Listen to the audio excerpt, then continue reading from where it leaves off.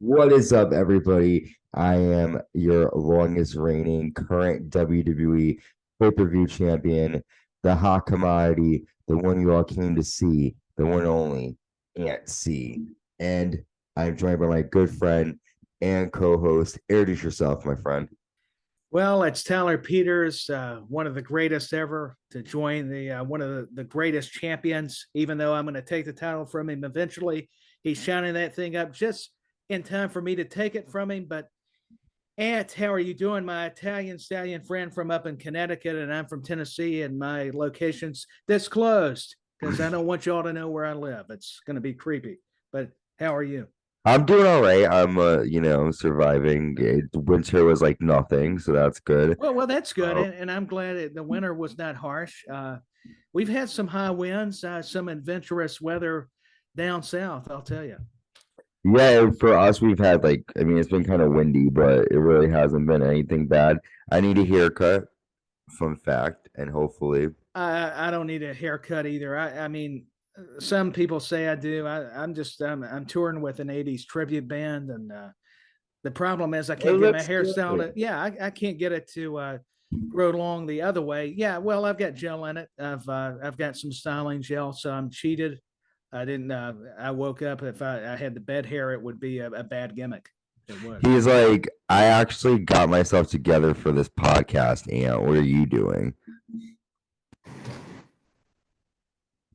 Now I'll tell you, I did get myself together. What happened is I got so excited the microphone got unplugged, so that's why I'm I a little know. bit. I was waiting. I was like, oh, okay. Yeah, no, that's me. I'm clumsy, and that's just part of this the spontaneity, the dangerous feel of this program. Who knows? I mean, anything can happen. That's why I'm excited. Anything. So yeah, so you are checking out. Thank you. We're the Uncensored Pro Wrestling Podcast, and you're checking out the Attitude Years. And today's episode, excuse me, as I burp into the microphone. Today's episode is WWF Fully Loaded in Your House, coming to you live from Fresno, California. And with every pay-per-view episode that Tyler and myself cover, we'll be breaking down the pop culture moments, music, movies from July 1998 You as this know what? pay-per-view takes place then. Yeah. So we're gonna get to that in a little bit, but let's start off with the opening moments from the show. Jerry the King Lawler is all of us, and he's backstage inside Sable's dressing room. And Sable's like, a picture is worth 1,000 words. Do you want a preview? Sable takes off her shirt and asks Jerry Lawler if he wants a peek. Now remember, Sable is behind this what would you call it? Like it's like a dressing room It thing. kind Like of it's like reminds a you of an episode of Seinfeld, but yeah, exactly. yeah. I hate you. The yes. Yeah, Okay. where Sable is just giving him a tease, and this is Pete Jerry the King Lawler. It was the sexual undertones that became integral part of the WWF at the time, and everybody wanted to be the king. They're like, "Oh, sure, you're going to give me a sneak peek. I'll forget the curtain. I'm here." Yeah, so she's pretty much like behind like a curtain. She's showing off her body, and this is just for fans to get ready for the bikini contest coming later on. Oh, We're we're all like ready. Jerry Lawler, man. Yeah, I mean, hey, the king ruled not just in Memphis here in my home state of Tennessee, but throughout the Attitude Years. He was great. It was a classic nostalgia, and we are all here for it. He was awesome. Well, I'm here for this match. We have Val Venis taking on Double J, Jeff Jarrett with Tennessee Lee and Southern Justice by Jarrett's side. Um, Before the match starts, the referee kicks out Southern Justice, and then Kai and Tai walk out, and then they have to leave. However, Yamaguchi-san is able to stay out on commentary during this match.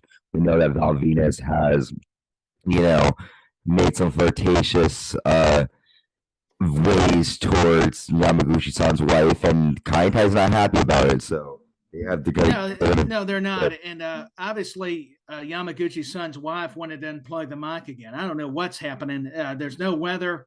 I guess Sable's got me all bothered and messed up here, and Jerry the King Lawler. But I was respecting your conversation, but desperate times call for desperate measures. I'm over analyzing things. But yeah, Kaintai, there are always problems. They're trouble. I can't stand them. What are they doing interfering, getting involved with Val Venis? Where were you? I'm jumping in here. Oh no, we were talking about got the exactly right part where I am. Like just Kai and Tai coming out. They're going to Gotcha. keep an eye on Val. The match starts between Val and Jeff. Here are just some quick notes on this one. Val hot shots Jeff into the ropes and gets a 2 count. Val nails a Russian leg sweep. Jarrett nails a DDT and he locks in a sleeper hold. Val's able to lock in a sleeper of his own. Val nails a belly to belly suplex and an atomic drop and a fisherman suplex and gets a 2. Jarrett then nails a superplex, and Val is able to roll up Jarrett and gets a 2 count. The end comes after Val runs Jarrett into Tennessee Lee and rolls up Jeff Jarrett. After the match, Yamaguchi-san says, "After tomorrow, Val will never be the same again." And then Val Venis tells Yamaguchi-san that his wife was right, that he doesn't measure up. So That was harsh. I mean, that was harsh. yeah, Val Venus. I'm a shorter person too, but it was funny. I was Oh my laughing. God, I can't. I mean, he's great with the one-liners. Val Venus missed his calling it with comedy. I've already missed it apparently, but I'll tell you what a great match. Double J Jeff Jarrett, one of Tennessee's own. He embodies this character. Tennessee Lee interrupts. He's the greatest promoter other than Vince McMahon. I mean, give it up for Tennessee Lee. And Yamaguchi-san on commentary was interesting. I thought both men worked together cohesively in executing the story of the bout. Jarrett set the tone early. And man, Venus controlled the cadence, but Double J led, I'm assuming. And both these guys are so in ring. Their depth is off the charts. Simply fantastic. Individually laying out the groundwork concerning the layers that involve this awesome story. Yeah, I agree. I think these two guys for like mid card guys put on a really good match, and Val Venis just keeps showing off his impressive ability. I am excited to see what's next between Yamaguchi-san and Val. I am Um, too. because, but for a match that really didn't have any build up, it was a decent match that opened the pay per view. It didn't have much of a build up. So, and that's what's impressive. These guys pulled it off because I think they're trustworthy. Both these guys are just phenomenal workers when speaking about Val and Jarrett. And I just loved it. I love everything about it. Even if you took the comedic nature out, I mean, this match would hold up. These guys were that versatile and that talented. 100%. 100%. Well, speaking of talent, we get a quick peek of the Hart family house. We know the dungeon match is taking place later tonight. Huge house. Nice building. It's a great house. It actually scares you because Stu Hart did stretch a lot of people. I mean, this guy, a lot of the famous legendary wrestlers, superstar Billy Graham, among others, were just terrified by Stu Hart. And to see that house, I mean, that just that gave me chills. I mean, I thought Stu was going to get in my ear and start, all right, you want me to stretch you? It almost sounds like a bad Godfather impersonation, but I need Bruce Pritchard, somebody who can do Stu for me. Yeah, Just edit Sue's voice into mine. That'll be good. there you go. Well, speaking of being terrified, D'Lo Brown comes out with the Godfather, and this is the Godfather's new gimmick. We're happy to see Kama Mustafa as a different character. Thankfully, he's the Godfather. He's done away with what's old needs to be done away with, and we welcome the new. That's right. There you go. And D'Lo Brown is the current European champion. He defeated Triple H last week on Raw to win the title. And he's going to be taking on Triple H's best friend, X-Pac. And China will be inside X-Pac's corner for this match. Here are some quick notes on this one. D'Lo nails a spin kick to X-Pac and gets a 2. D'Lo chops X-Pac. He accidentally runs into the post. X-Pac mixes a spinning heel kick. D'Lo nails a body slam and a double fist drop and gets a 2. Godfather nails X-Pac, but X hits Godfather. However, that interference allows D'Lo to nail the sky high. Not a lot of action in this one. It was a good match, though. They do have better matches down the line. But Godfather helping out D'Lo. What did you think about D'Lo Brown beating X-Pac here? I thought what's remarkable, and we're visualizing two guys who are still young and respecting their careers. Yet X-Pac had 8 years of experience over D'Lo Brown. I love watching the progression of both these superstars. And X-Pac used flexibility. I love borrowing from some of the great lines of Jim Ross, as he stated about the flexible nature of X-Pac's innovation pertaining to his offense. But D'Lo had fast movement against smaller opponents, and I thought they did well together. And I like that Godfather assisted D'Lo. We've been seeing it play out on the episodes of Raw, so it made a lot of sense for the nation to resort to their cheating ways. Yeah, it definitely makes sense. And again, it was a good match. X-Pac trying to get help for his friend, but really not a lot, to cover here. It's just, it's nice to see. Yeah, it's just a good match. Get involved. Yeah, it's good to see the moving parts. I'm with you. So we have Kevin Kelly and Dr. Tom Pritchard. They are backstage promoting WWF.com, and they just talk about the Undertaker still has not arrived to the arena, and that's scary for the tag match in the main event. It's not looking good. Stone Cold Steve Austin, like JR said, the Undertaker's the conscience of the WWF. What's going on here? The Undertaker. I don't know, man. Listen, something's happening here. The title. Somebody call a journalist. Kevin Kelly. Maybe higher power is getting involved in some way. It could be a higher power. It could be voices from the grave, knowing the Undertaker. Could be. Terry Funk is backstage with Bradshaw, and they're talking about their upcoming tag match. And Terry tells Bradshaw that after this match, he needs to take time off. He needs 6 months to recharge his batteries. And Bradshaw kind of looks upset at Terry, and you can kind of tell where this is going to lead. We have Scorpio and Faarooq taking on Terry Funk and Bradshaw. And Bradshaw nails a clothesline in the corner. Terry nails a backbreaker on Faarooq and gets a 2 count. Faarooq is able to nail a backbreaker of his own and gets a 2. I'm sorry, Terry nails a neck breaker. Bradshaw nails a back suplex off the top rope on Scorpio and gets a 2. Terry Funk sends Scorpio into the railing outside. This is cool. Terry nails an inside moonsault to Scorpio outside of the ring. Scorpio nails a twisting splash off the top and gets a 2 count. He then nails a flying leg drop and gets a 2. The crowd chants boring during this match, which was, the fans were harsh. They were harsh. Scorpio nails a 450 splash on Terry, and Scorpio and Faarooq get the win. After the match, Bradshaw yells at Terry Funk, and Bradshaw hits Terry with a clothesline. He hits a big to Scorpio and a huge clothesline, and then he hits Faarooq in the back with a chair. So a decent tag match, but this match kind of just sets up Bradshaw's heel turn, and Bradshaw's just dominant. So what were your thoughts? I like what you pointed out, that Terry Funk and Bradshaw had that friction backstage, because it helped relay the kind of important information that the viewers needed, not just the fans in-house. And interesting enough, and watching 2 future APA members squaring off with Faarooq and Bradshaw was very compelling. And Funk can endure punishment better than anybody. Loved the legendary Terry Funk. Then he can get back at you, making just a heroic comebacks. And decent match. Bradshaw, those clotheslines, I'm always in awe. He wows me with how brutal they look. And Bradshaw was not, he was going to lay everybody out. Didn't matter if it was Funk, Scorpio, or even Faarooq himself. I mean, Bradshaw, he needed some attitude, and that's what we were seeing. 100%, Tyler. Bradshaw's killing it now. Like, his character before was kind of boring, but this heel, he just destroyed everybody. So now you're interested to see what's next, and he just looks like a badass. Chapter.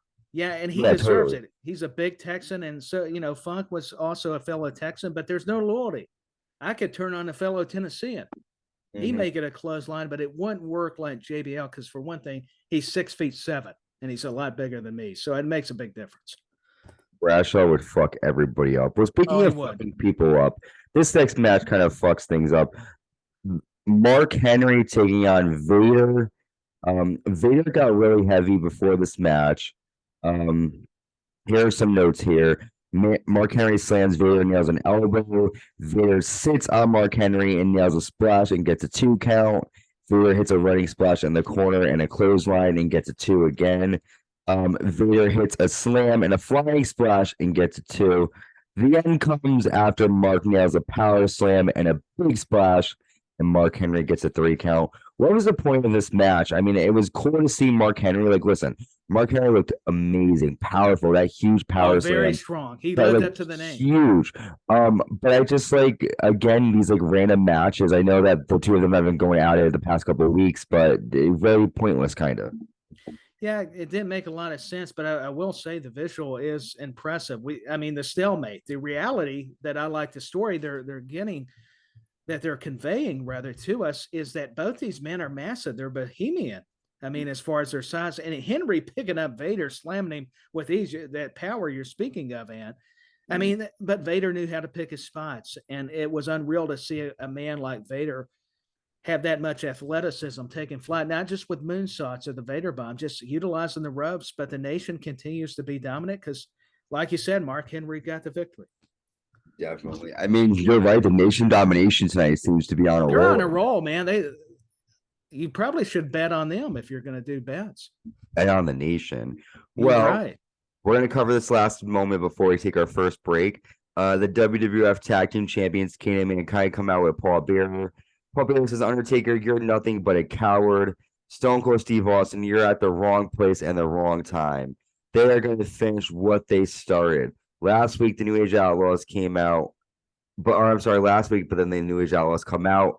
And Road Dogg says, since you're confident you won't have any trouble accepting a challenge from the New Age Outlaws tomorrow night in a tag match. And then the Outlaws attack Kane and Mankind. Security has to separate the two teams, and the New Age Outlaws laid down a challenge to Kane and Mankind. Are they brave? I think they're brave. You know, Paul Bearer can see into the future. I knew he was prophetic anyways. Paul's great here. I mean, you just want to beat up the guy. I mean, that is getting some heat in it. Speaking of the Attitude Era, the New Age Outlaws love them, Billy Gunn and Road Dogg, and Kane and Mankind made obviously a great team. And I support these brawls, just not brawl for all. I can get behind these kind of brawls, just not the other concept. Yeah. Yeah, forget brawl for all. And anything Paul Bearer, I'm going to be a mark for, because I love Paul Bearer. He added so much, seriously, to this storyline. He was perfect. Paul Bearer definitely did. There's just certainly conveys a message, and just how just the grimace on his face and everything. Yeah, it's the facial expressions. Exactly. Definitely does. I have a facial expression here, and it's that we're going to be back. You know, it's not really a facial expression. It's a great transition. I mean, it was. Trying to. Yeah. We're going to be right back, and when we come back with our episode, we're going to be covering the top 10 movies, music, and some pop culture moments from July 1998. And then we're going to finish covering Fully Loaded. Go ahead, Tyler. What are you going to say, buddy? No, I'm just looking forward to this portion, pop culture. I mean, because this is what was indicative of what we're talking about with, the WWF, as I'm losing my voice because Paul Bearer scared me. I mean, he did. That's my excuse. But that's all I was going to add. I can totally understand the tear from Paul Bearer's face. So I get it. I mean, I'm glad somebody can relate. So we're going to be right back, and when we come back, we're going to cover all that stuff. Stay tuned. You don't want to miss it. Welcome back. I am still the current longest reigning undisputed WWE pay-per-view champion of all time. The one you all came to see, the hot commodity, Ant C, and joined by my good friend and co-host. Introduce yourself, sir. Yeah, future world heavyweight champion, taking the title away from Ant, Tyler Peters. It's not just in my dreams. It's going to be a reality soon. But no, Ant, just having fun. I love being on the show, doing the Attitude Years. Thank you for having me. He puts up with me if you want the truth. Look at my clothes. Isn't that great? Little guys. I love getting the tour of the room. I mean, people are getting that. I just can't do the fancy walk around. That would be scary. So I'm in the process of hiding my hair, so that's why you see part of my face is hiding. I'll show you my whole hair. It's terrible. So there you go. Just gonna hide it. Quit beating yourself up. That's actually a new style. It's a new style of what not to have. So here's what we're gonna do, sir. We are traveling back in our time machines to July 1998, and we're gonna be covering the top 10 movies, music, and all that fun stuff. So let's jump right ahead and cover movies. The top 10 movies of July 1998. Coming in at number 10, we have Out of Sight, and that's with Jennifer Lopez and George Clooney. I don't know if you've ever seen it. A career bank robber breaks out of jail and shares a moment of mutual attraction with a U.S. Marshal he has kidnapped. I've heard of it. It sounds very fascinating, and I can remember hearing the title and the people that you named that were a part of the cast, but still have not got a chance to watch the film. But I need to. This will give me more to put on a list and categorize. Oh, Tyler, whenever I'm searching out a movie, this is what I need to do. Out of sight. Yeah, there's a clips from like the Rosie O'Donnell show on TV, and Jennifer Lopez is on it promoting this movie with George Clooney. So, well, hey, Jennifer Lopez, I'm in. I mean, that's all you got to say. J-Lo, and I'm there. Listen, I don't know where it's not going to be out of sight, and I'm saying this with all kind of niceness. I mean, because she is just that naturally beautiful. So she's very attractive. Coming at number 9 is a movie called 6 Days and 7 Nights. Starring Harrison Ford and Anne Heche.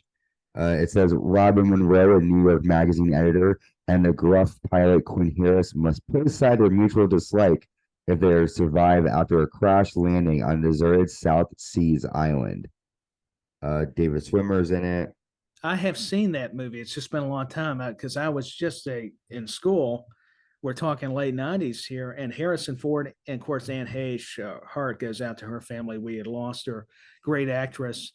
And yeah, David Schwimmer of Friends fame. And yeah, that's a great movie. I recommend that. I mean, hey, you've got not only a talented cast, but also just the film, the story, what you laid out. It's just tremendous. I'm excited to maybe check it out. And I'm you need to. Recording here. Hello. Anyways, so I feel like I'm gonna put up that fucking red thing on Full House where if the fucking red light goes on, don't come into the room. You ever see that from Full House? Yeah, where people can understand, hey, we're in the middle of something. No, but hey, you do what you need to do. Anyways, all right. So yeah, so that's number 9. Number 8, we have Small Soldiers, which is a movie that I remember being little. It's a cartoon about toy soldiers that sort of go crazy and attack. I love animation, and there's a lot of those flicks I need to go back and revisit, and I need to do it with that one, the Toy Soldiers. Yeah, that's a good one. I mean, obviously you're a bit older, but well, yeah, I was just a tad older, but not much. I still like to think I'm not just 36. I gave it away, but I'm still in my 20s, and a fantasy world. Number 7, There's Something About Mary. Oh, that's a classic comedy. I definitely remember that one. Ben Stiller. And who was the other? Was it Cameron Diaz? Yep. Doesn't he get his like penis stuck in the he does. It's the zipper, and I'll tell you, that made me feel for him. It was a lot of pain, and it was a struggle. But man, Ben Stiller just comes from a legendary comedic family. Jerry Stiller and Mira. I just love Ben Stiller's what he's been able to contribute, and also Cameron Diaz, another actress I had a major crush on. And people said I've got a thing for blondes. There may be some to that, but she is just attractive. She is very attractive, Cameron Diaz. I think I haven't seen her in anything lately. I want to say she may have actually retired, but then I've read somewhere else where she may be making a comeback. So I don't know. I've got to verify that. We'll have to see. Number 6, we have Mulan, Walt Disney's version. So yeah, Mulan. That was a classic, and believe it or not, I haven't seen it. What is it that I've watched Lion King, I've watched Aladdin, but Mulan's I think ranked up there pretty high, and it's gotta watch it. It's good. She steps in for her dad. I know. What's wrong with me? Number 5, The Mask of Zorro. I think Antonio Banderas. Oh, I can not just vividly. I do recall this movie. Yeah, Antonio Banderas, Catherine Zeta-Jones. One that who was the one that the other big Anthony Hopkins? Yeah. Yep. That great movie. Love the story. Yes. Had romance, action. Yeah, and Catherine Zeta-Jones, with respect to Michael Douglas, another beautiful woman. The Mask of Zorro. All right, number 4, Saving Private Ryan. That's another good one. That's a classic movie. Yeah, go watch it. Tom Hanks, and hey, shit, we need to send our condolences to Tom Sizemore, who passed away. He was in that movie. He just passed. Yeah. Tom Sizemore last night, right? Didn't he pass away last night? Yeah, he had a brain aneurysm. Let me correct myself, and it was a hard decision for the family. So he passed away, sadly. Yeah. Rest in peace. Number 3, Dr. Dolittle. That's another good one. That's another classic one. Yeah, anything with Eddie Murphy and you got animals. I mean, it's got to be good. Number 2, Lethal Weapon 4. I haven't seen Lethal Weapon. Lethal Weapon 4 is an amazing movie. Go check it out. It's got action. It's got comedy. It's got a great combination like this program. Mel Gibson, Danny Glover, Rene Russo, and Jet Li, I think's in that one. Jet Li, Lethal Weapon 4. Yep, I'll have to check it out. I haven't seen it. Number 1, Armageddon. Obviously, a very famous movie. Oh, that's a famous movie. The soundtrack, I think. Was this the one where Steven Tyler sang the song? Because was in it. Yeah, and Bruce Willis. I can remember parts of it. I need to go back. It's like when we're reviewing these programs, I need to go back and view them because it brings back some of those great memories from pop culture, even from a nostalgic perspective. Nostalgia, man. Yeah, that seems to be the word you throw around a lot, nostalgia. But it's fitting. Yeah. Well, those are the top 10 movies. I definitely have to check out some of them. We're now going to cover the top 10 songs of July 98. I don't know if I know this one, so I'm going to look it up. Number 10 is called Say It by Voices of Theory. I'd have to hear it. Some titles will resonate and others won't. So that's interesting.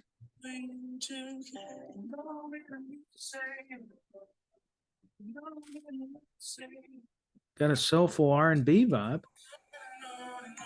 Yeah. I can remember it now, especially when they started singing and the lyrics were coming through. Number 9 is My All by Mariah Carey. Oh, I love this song. I'm a mark for Mariah Carey's music. Not only is she beautiful, but her voice. I mean, my goodness, what an angelic presence and instrument. And especially, I like the older kind of Mariah Carey stuff, but I could get into My All. That was a beautiful song. I give my number 8. Yeah, sing it. Ray of Light by Madonna. Madonna was still popular. I mean, she was still relevant even during the 1990s. Yeah, Ray of Light. And I'm sure once I would hear it and listen to it, I can recall. Oh, you don't remember Ray of Light? I do remember it. It's just it's weird, Ant, because some of the titles, it's like, you know how it is. You'll say, oh, that's the song. And then wait a minute, I got to kind of check it out to get my memory to recount what that was about. Oh, yeah. I'm feeling silly, of course. Yeah, there you go. So that's Ray of Light. Number 8 is Make It Hot by Nicole. Ooh, getting steamy. Risque. It fits with Fully Loaded in this period of WWF.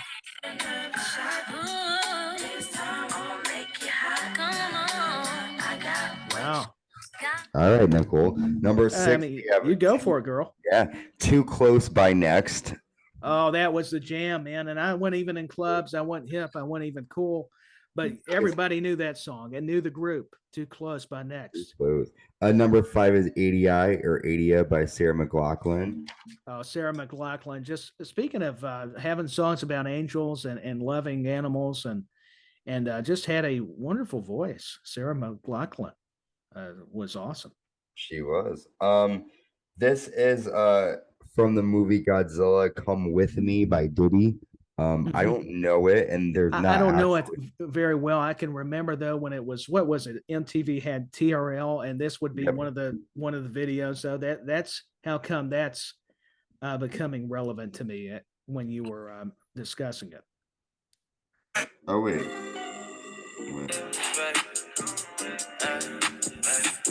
I don't know if that's it or not. I don't know. We'll have to. Oh, that's all right. Yeah, we'll have to do further homework on it. TRL, I remember TRL. Number 3 is My Way by Usher. Oh yeah, Usher. My Way. I mean, he was so popular, and yeah, My Way. What's that one song? Make You Wanna? That was another. Make You Wanna. That's a good one. Yeah, that was great. One. Yeah. So new relationship. Yeah, oh yeah, very catchy. He just had a great soulful voice and vibe about him, I guess is how you would describe it. Yeah, that was that's a throwback, man. I'm gonna have to start jamming these songs after. Yeah, dude. Number 2, You're Still the One by Shania Twain. That's a great song. Shania Twain, I'm still the one for her. I've still got a crush on her. She was still the one I run to. Very Well, then I'd be beautifully wrong. crafted song, and it didn't help that she didn't hurt in the looks department. She still looks great. Sure does, man. And then coming at number one, The Boy Is Mine, Brandy and Monica. Still the summer of Brandy and Monica, huh? It is Brandy and Monica. This song I definitely remember, and it was cool because the song was telling them arguing over the boyfriend, the boy is mine. That's the gist of the song, and I always remember the video just as much as hearing it, just the audio on radio. So another classic. Great song. And then for pop culture moments, I don't have a lot here for July 98. I only have two. One moment comes from July 24th. WWF Warzone is released on PlayStation. So you could play as Stone Cold Steve Austin, you could Shawn play your Michaels, The favorite Undertaker. Yep. So that was cool. On July 29th, The Parent Trap from Disney is released to theaters. And that movie is popular, obviously, just for who was in it? Lindsay Lohan. Oh, Lindsay Lohan. Yep, they go to summer camp, and then they're the sisters, and they switch lives. I've seen bits and pieces of it. Need to go back and watch it all entirely, all the way through, though. It's a classic. But listen, I wish I was back in July 98. You get Lethal Weapon 4, Dr. Dolittle. I really have to go back and watch all of these movies I haven't seen because there's so many that I haven't seen that I really just need to sit through and watch. I mean, that's me as well. That's me. Well, speaking of me and us, we're going to go back to Fully Loaded in Your House 1998, and we're pulling things right back to where we were. LOD 2000 is going to be taking on DOA with Paul Ellering by their side. DOA, we know, has sort of, Paul Ellering has sort of screwed over the Road Warriors, LOD, and now he's been an evil person. He's been a stickler, that bad guy. So, LOD 2000 nailed double elbows, DOA nailed double elbows to Animal to start off the match. Hawk chops and punches Skull outside, and Animal nails a drop kick. Hawk accidentally runs into the post, and 8-Ball stomps away outside and tosses Hawk into the steps, allowing Ellering to stomp on Hawk outside. Ellering trips Hawk inside the ring, and Skull chokes him. 8-Ball hits the backbreaker on Hawk, and then Hawk clotheslines both men. LOD hit a doomsday device with Paul Ellering pulls Hawk off, and Skull runs in and hits a DDT and gets a 3 count. So Paul Ellering helping DOA get the win. Those were a mouthful of words there. Hello. It was a mouthful, and you did a superb job. Thank you. Glad I didn't have to do all that. But hey, Ellering was the MVP of this feud. I mean, he truly was. There's no technical wrestling going to be involved between these two tandems when talking about DOA or LOD 2000. Apparently, they needed an update for a few years into the future. But a deranged, the term fits Paul Ellering. I love the lines by JR because he's my hero in broadcasting. And just that was appropriate because Ellering was like a madman. He was, the interfering was just classic. And I know, Anthony, we've been critical since the culmination, since this feud commenced between both these teams, but they put together a solid contest. Maybe they just needed Paul Ellering again. Yeah, like this match wasn't terrible, but it's just like, it's kind of a lot of matches on this card. There are a lot of matches, and wrestling twins always cause problems. Just ask the Hebners. I mean, DOA did it perfectly. They rolled in the other brother who looks alike. Listen, well, speaking of trouble, Vince McMahon, Pat Patterson, Joe Briscoe, and Sergeant Slaughter all come out to the ring. And Vince says, Stone Cold Steve Austin, don't blame Vince McMahon. On Raw, Stone Cold almost decapitated The Undertaker with a steel chair, not Vince McMahon. We've seen Stone Cold Steve Austin make hand gestures directed towards The Undertaker. Stone Cold has provoked The Undertaker. If Undertaker no shows tonight, don't blame me. The blame will go to Stone Cold Steve Austin. He's like, the card is subject to change, and then he grabs the program. In the unlikely event that Undertaker no shows, I will order a suitable substitution for the main event, and the partner for Stone Cold Steve Austin will be the Brooklyn Brawler, Steve Lombardi. I can't believe it. It was the Brooklyn Brawler. I thought it was great. Yeah, I think Brooklyn Brawler should have been in the main event. Come on. I mean, Steve Lombardi's he's an all-star. He's a Hall of Famer, or maybe he should be in the Hall of Fame. But I thought, and does Vince McMahon already want to sell in this promo. People should bow in his corporate presence. I mean, I feel like they're ungrateful. I'm on a tangent.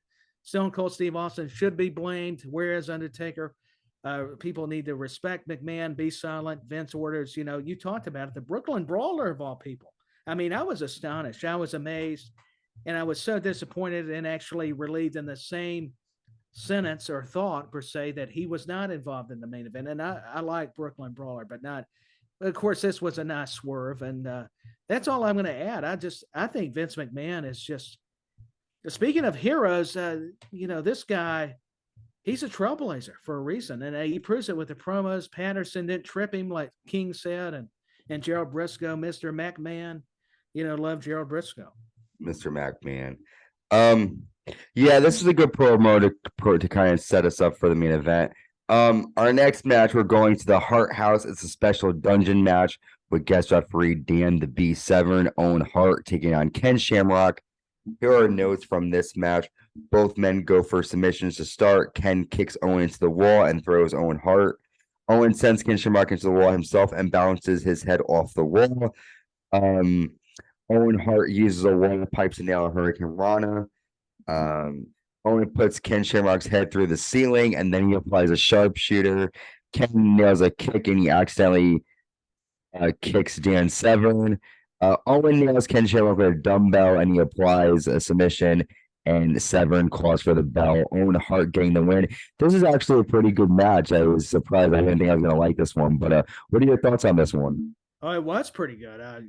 I would concur. I think Owen and Shamrock taking each other down. There was a lot of action. Even getting ahead of myself before, seeing that visual of Ken Shamrock walking down the steps was horrifying. I mean, he looked intense. He was ready to rip Owen's head off. Having Dan Severn was a nice touch with all the history that relates to all three of these individuals. But what a throw is correct, as they said on commentary. Owen was a great opportunist with the low blows. And if walls could talk would be the question, because these guys were utilizing those wooden walls. And if I thought there for a second, I don't know if it was Owen or Ken Shamrock who could have looked like their head could have went through one of the rooms and they could have said hello to the late great Owen and Helen Hart. But that's put in mildly. Let me re-say it. But Hart was a genius at just gaining these opportunities, and Owen telegraphed Shamrock. It was very action-packed. Yeah, I definitely thought for a gimmicky match that this rivalry needed to kind of have this. And there's more to come between the two of them, but go ahead, man. Yeah, no, I was just going to say, and a dumbbell was found guilty. It was the perpetrator. And like you said, Owen counting that fall, because wasn't it Severn that got inadvertently kicked by Shamrock earlier on? Yeah, I think for the match to be the way it was, I thought it was very good. So I'm excited to see what's more to come here. With Dan Severn getting hit, there's definitely going to be issues with Ken Shamrock and Dan. The Beast before Brock Lesnar is going to have some issues with Shamrock. Not going to be good. Well, speaking of not going to be good, this is going to be actually a great match. The WWF Intercontinental Championship is on the line in a 2 out of 3 falls match. The champion, The Rock, with the Nation of Domination, is taking on the Game Triple H with DX. However, Sergeant Slaughter kicks out both Nation and DX members, except for Chyna, who will be at ringside for this match. Here are the notes on this one. Triple H nails a clothesline, and Chyna punches The Rock. Triple H slams The Rock on the floor, which, outside attacks are always good when you're trying to win a title. It always helps. Let me move my bell, actually. WrestleMania season's here, and I want to make sure that everybody knows. Yeah, just gloating. I see how it is. You just represent that and hold the belt up. So here are some more notes. Sorry. Rock tosses Triple H into the steps, and The Rock drops H's neck across the railing. Rock hits a slam outside, and Mark Henry nails a splash at Triple H. Billy Gunn then punches Mark Henry off of Triple H. The Rock hits Triple H with the Intercontinental title and gets a 2. Rock hits a swinging neckbreaker and gets a 2 count. Triple H nails a knee lift, but The Rock hot shots Triple H into the ropes. The Godfather walks down, but the Major will stop him. D'Lo Brown tries to get involved, but Triple H drops him, and that distraction leads to The Rock to nail a rock bottom, and The Rock wins the first fall. The second fall starts, and Rock tosses Triple H into the railing, who The Rock then nails a clothesline. Both men nail a double clothesline. D'Lo climbs the apron, but China tosses him into the railing. X-Pac hits an X Factor on the Rock. Triple H pins Rock and gets a 2. Triple H has a chair. Rock accidentally hits the referee with a steel chair. China low blows the Rock. DDT onto the chair by Triple H, and Triple H gets the second pinfall victory. And the third fall comes. Rock nails a Samoan drop, and he gets a 2 count. Triple H nails a pedigree. And before anything can happen, the referee calls for the bell. The 30 minutes are over, and there's been a time limit draw. Triple H does not win the title. After the match, the Nation attacked Triple H until DX make the save. So what were your thoughts on this really great Chasbury Falls match? Oh, it was a impeccable match. One of the best all-time rivalries. I know a lot of people put The Rock and Stone Cold, and rightfully so, but you cannot take anything away from the chemistry that The Rock and Triple H had. And everything from expressions, you mentioned it earlier on, and the timing as it relates to both these icons was just impeccable. It was unreal. And the wrestlers have to shine up their opposition. I like how China got involved, punched The Rock. I felt sorry for The Rock if I'm going to go heel, but let's fight all over. There was controlled movements. Rocky stepping into those punches. Like I said, the game always having a plan, and having Mark Henry come down, Billy Gunn were all intangibles, and The Rock hitting that DDT with that out of that counter was just incredible. And it's the Godfather, like you mentioned earlier too previously, and it's not Marlon Brando, but it's that Godfather, and the Outlaw stopping. D'Lo would try, and Triple H got him with the European title. And I like how it evened up the scores. What's with the Spanish announce table? They are having bad luck because it's a flying Triple H, his head winning courtesy of The Rock. Yeah. And seeing X-Pac get involved in China doing the low blow, doing The Rock dirty. What's her problem? Obviously a lot. I just thought it had good action, but good storytelling. These guys just know how to execute any match greatly. I know I went a little lengthy, but no, you're fine. This match went lengthy, so you had to kind of do highlights. And I liked how each Nation member and DX member sort of got involved, and there was there was a reason. There's going to be more to this feud, and I like how it made sense. Yeah, where there was logic, absolutely. But actually, too, that'll work too. Speaking of logic, the Undertaker shows up backstage. He arrived in the arena, so logically he's here to compete. That's exciting. We have a match. It's very exciting. Very exciting. The dead man's here. I mean, I'm scared for my life. I'm ready to move out my chair. I mean, even if he's not in my house, just the mention of the Undertaker's name. The Undertaker. Tyler, your match of the night is here. The Bikini contest. We've made it. Jacqueline with Marvelous Mark Merrow taking on Sable. Before the match, Dustin Reynolds comes out and he says a prayer, and he's basically asking God to forgive these lost souls for participating. He does, and as a man of faith, I can appreciate that. But even though I like Jerry the King Lawler, I'm like, and Mark Merrow, just we don't need you guys. Just give us the ladies. Give us the ladies. Well, here's the ladies that come out. Jacqueline strips, and she is wearing a red bikini, and she's dancing, and she looks pretty good. Jacqueline looks great. She's been seeing Hawaii lately, so she looks really good. Oh, yeah, she looks great. I mean, and so does Sable. But both these are stunning, very attractive. Go ahead. No, you're fine. And then Sable strips, but she's still wearing a shirt. And Sable says, I know it's because of Vince McMahon. Vince wanted me to dress conservatively tonight, but anything can happen in the WWF. And then Sable takes off her shirt, and she doesn't have a bikini on. She has 2 painted handprints. It's 2 handprints, and I said, with all due respect to Jackie, I just put 2 words: handprints win. That's all. 100%. She walks around. Jerry Lawler freaks out. The fans freak out. Miro tells her to cover up. The fans pop hard. Sable gets the victory. Afterwards, Vince McMahon comes down, and he puts his jacket on Sable and makes her leave. So what'd you think? I was ashamed in Vince McMahon. I thought he should have done right and done better, but I get it. He's got a company to protect. But, I loved it. One of my favorite moments. And I know we have fun with it, but seriously, attractive ladies, talented. And this was just a representation of the times. I mean, they were, I felt bad if you had kids in the audience because they were definitely pushing the envelope and then some with these kind of segments, pardon me. And Jerry the King Lawler was just so hysterical. Merrow having to cover up like it mattered to him. And yeah, it was very. It's hard to think of the word because when each of them were showing their bikinis, I went into another place. I don't mind telling you, you're going to have to help me out. I'm getting distracted already. And I just watched it last night. I know.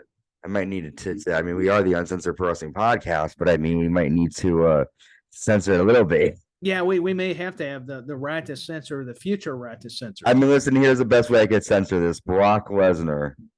Yeah, Brock Lesnar is a lucky man, and I respect him. And yeah, because he is actually married to Sable. And Jackie, like you said, you look at her pictures. These women keep in just tremendous condition, and I mean, they were just beautiful. I mean, not only with the sexualization. I mean, you say what you want to, and I know there's controversy, but hey, like I'm not going to watch this match. Come on, I'm realistic. Listen, I feel you. This is a good match. Now, exciting to see what happens. Well, we have made it to our main event, Fully Loaded, the WWF Tag Team Championships on the line. The champions Kane and Mankind with Paul Bearer taking on the WWF champion Stone Cold Steve Austin and his opponent for SummerSlam, The Undertaker. Let's go over some quick notes here. Austin and Undertaker attack Kane and Mankind outside. Austin nails a Dez press to Kane, and then Stone Cold punches Kane off the apron and attacks him on the ramp. Undertaker nails an old school to Mankind, and Kane chokeslams the Undertaker. Mankind clotheslines the Undertaker to the outside. Stone Cold knocks Mankind off the apron onto the announce table. And then Undertaker nails a backdrop to Mankind outside of the ring as well. Austin's tagged in and he attacks both Kane and Mankind. Austin nails Kane with a chair and gets a 2 count. Kane tosses Stone Cold hard into the ring post. Kane hits a choke slam and Austin hits a stunner to Mankind. Austin finally gets the tag to the Undertaker. Undertaker chokeslams Kane, chokeslams Mankind, then hits a tombstone to Kane. Stone Cold clotheslines Mankind outside, and after the tombstone to Kane, Undertaker pins Kane. And the new tag team champions are the Undertaker and Stone Cold Steve Austin. Undertaker leads with both tag team titles, and Austin is looking like, what is going on? That's my belt. What did you think of this match? I loved it from the standpoint that not only did you not know if Undertaker was going to show up, and I like how they built it to 20 minutes, and then to have him do the right thing by Stone Cold Steve Austin. So we thought until he took those 2 tag belts out. And hey, Kane and Mankind, there's a reason they were tag team champions and a formidable tag team, because they were that good. And Austin and Taker made it work. I love the entrances. These are 2 of my all-time favorite as far as the Undertaker and Steve Austin. And I liked how we get to see Old School performed by Undertaker, where he walks the ropes. That's a big guy who's athletic doing the move, but it never gets tiring. And Mankind always hits tables with his hip. He's always taking these death-defying bumps. And a Stone Cold strikes, nails Kane. I mean, there's carnage everywhere, but in the end, the finale, Undertaker does tag in and tombstone Kane and takes out Mankind in the process. So he ultimately does the correct thing, but in the end, though, he kind of does the opposite of it. So it really added more to the mystery, that conspiracy we've been talking about, as because that's what they're depicting on these episodes of Raw and the pay-per-views as well. Yeah, man, it's like we still don't know. Like, are Undertaker and Kane working together? Are they in cahoots? Yeah, who knows? But listen, man, after this pay-per-view, we are now officially on the highway to hell. We are on we're getting closer SummerSlam. to ACDC, SummerSlam in Madison Square Garden. Yep, I was in Madison Square Garden, MSG, the world's most famous arena. It is. In 1998. I mean, listen, this is a great card. Before we go, what was your favorite moment or match of the night? Favorite match? It was Fully Loaded. There was a lot of excitement. I'll tell you, the Triple H Rock match. I was going to say that one too. I can't help it. I know everybody's going, he's going to pick Sable and Jacqueline. Well, to be humorous, I would have. I mean, it definitely was a highlight. I'm not going to lie. But as far as in-ring quality and the storylines, I know it's not the main event, but Triple H and The Rock they sold me. That had to be a highlight. They really did. They did a great job They sold me as well. And yeah, I agree. That was the match of the night for me too. Well, listen, Fully Loaded in Your House is definitely fully loaded. We have a couple more episodes of Raw's War to get through, and then we are live at SummerSlam 98. A Yeah, lot we're more getting matches to closer. be made. We're getting closer. Tyler, thank you for joining me. Oh, you're so welcome. I'm glad to be here. It's been a lot of fun. Of course, my man. We're definitely killing it. I want to thank everyone for tuning in. Stay safe, y'all, and stay uncensored. Bye.